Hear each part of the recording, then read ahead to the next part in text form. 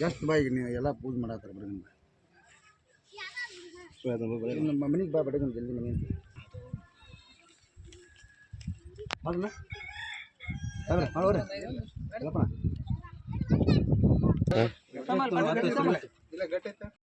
ಇವತ್ತಿನ ಬಾಬಾ ಸಾಹೇಬ್ ಅಂಬೇಡ್ಕರ್ ಅವರು ಮಾಡೋ ಕೊಡುಗೆ ಅಪಾರವಾಗಿದೆ.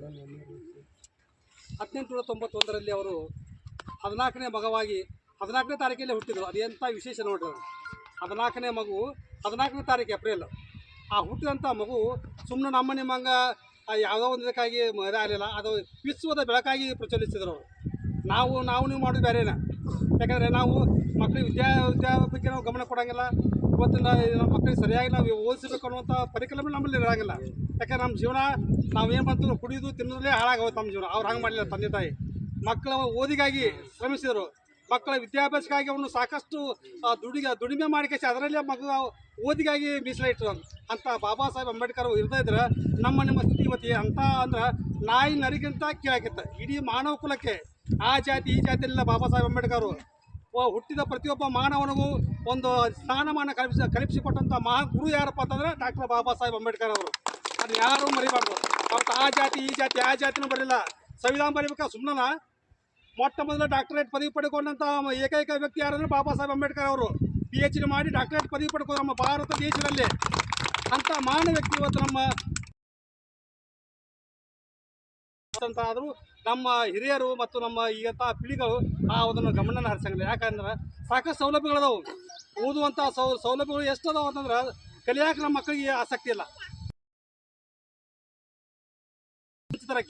ಯಾಕಂದ್ರೆ ನಮ್ಮ ಸೋಮಾರ್ತನ ಇದು, ಸರ್ಕಾರದ ಸೋಮಾರ್ತನ ಅಲ್ಲದೆ ನಮ್ಮ ಸೋಮಾರ್ತನ. ನಾವು ಸರಿಯಾಗಿ ಮಕ್ಕಳು ಶಾಲೆ ಕಲಿಸಂಗಿಲ್ಲ. ಅದಕ್ಕೆ ದಯವಿಟ್ಟು ಇವತ್ತೆಲ್ಲ ಯುವಕರದೆಲ್ಲ ಈ ಬರೀ ಒಂದು ಸಂಘಟನೆ ಮಾಡಿ ಹೋಗೋದಲ್ಲ ಇದು. ಇದನ್ನ ನಿಮ್ಮ ಇವತ್ತು ಒಂದು ಮನಸ್ಸಿಗೆ ಇಟ್ಕೊಂಡ್ಬಿಡ್ರಿ. ನನ್ನ ಮಗನ ಏನು ಕಲಿಸ್ಬೇಕು, ನನ್ನ ಮಗ ಓದಿಸ್ಬೇಕು, ನನ್ನ ಮಗನ ಮಾಡಬೇಕು. ನೀವು ಅಷ್ಟೇ ದುಡಿಬೇಕು ಸರಿಯಾಗಿ. ಬರೀ ಅಲ್ಲಿ ಬಸವಣ್ಣವ್ರನ್ನ ಮಾತು ಹೇಳ್ತಾರೆ, ಕಾಯಕವೇ ಕೆಲಸ. ನೀವು ಯಾವುದೇ ಕೆಲಸ ಮಾಡು ಅದರಲ್ಲಿ ಕಾಯಕ ಇರ್ತದೆ, ದೇವರಲ್ಲಿ ಮೆಸ್ತನ ಅಂತಕ್ಕಂಥ ಭಾವನೆ ಇಟ್ಕೊಂಡು ಬಾಬಾ ಸಾಹೇಬ್ ಅಂಬೇಡ್ಕರ್ ಅವರ ಒಂದು ತತ್ವಗಳಿಗೆ ನಾವು ಏನಾದರೂ ನಾವು ಸುರುಣಿ ಆಗಬೇಕಾದ್ರೆ ನಮ್ಮಲ್ಲಿ ಒಂದು ಸ್ವಾವಲಂಬನೆ ಬೇಕು. ವಿದ್ಯೆ ಅನ್ನೋದು ಒಂದು ಹುಲಿ ಹಾಲಿದ್ದಂಗೆ ಅಂತ ಹೇಳ್ತಾರೆ ಅವರು. ಆ ಹುಲಿ ಹಾಲು ಏನು ಮಾಡ್ತದೆ, ಅದು ಗರ್ಜನೆ ಮಾಡಬೇಕಾಗತ್ತದು. ಅದಕ್ಕೆ ನೀವು ಪ್ರತಿಯೊಬ್ಬರು ವಿದ್ಯಾ ತೊಗೊಂಡವ್ರು ಏನು ಮಾಡ್ತಾರೆ, ಸುಮ್ಮನೆ ಕುಂದ್ರಾಗಲಿ ನೀವು ಅದನ್ನ ಏನು ಮಾಡ್ತೀರಿ, ನೀವು ಅದು ಗರ್ಜನೆ ಮಾಡಿರ್ತೀರಿ. ಎಲ್ಲಿ ಗರ್ಜನೆ ಮಾಡ್ತೀರಿ, ಆ ವಿದ್ಯಾ ಅಂತಕ್ಕಂಥ ಒಂದು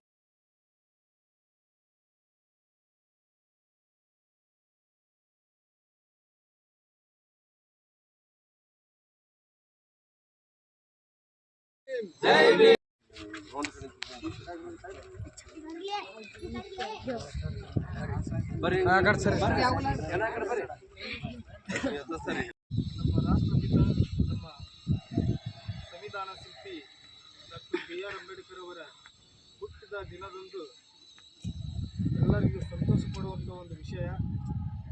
ಇಂದು ಅವರ ಜಯಂತಿಯನ್ನು ನಾವು ಆಚರಣೆ ಮಾಡ್ತಾ ಇದ್ದೀವಿ ಅಂತಂತಂದರೆ ನಮಗೆಲ್ಲರೂ ಖುಷಿ ತರುವಂಥ ಒಂದು ವಿಷಯ.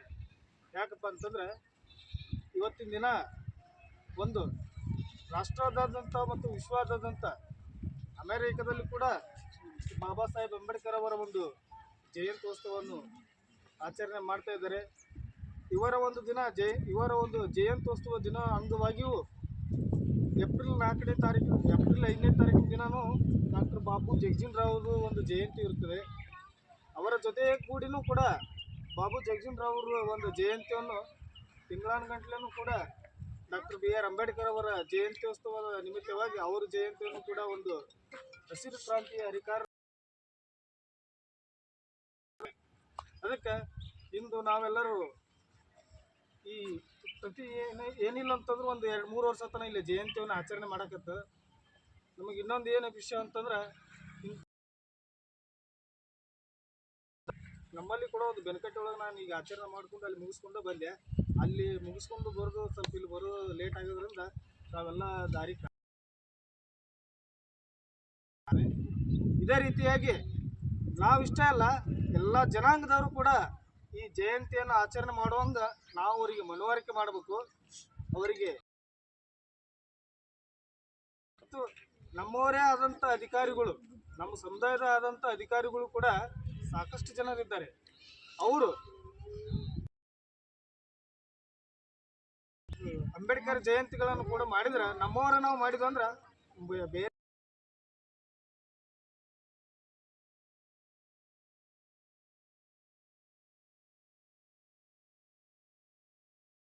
ಬಾಬು ಜಿಜಿಲ್ ರಾಮ್ ಅವರಿಗೆ ಡಾಕ್ಟರ್ ಬಿ ಆರ್ ಅಂಬೇಡ್ಕರ್ ಅವರ 134ನೇ ಜಯಂತಿಯ ಎಲ್ಲರಿಗೆ ಹಾರ್ದಿಕ ಶುಭಾಶಯಗಳು.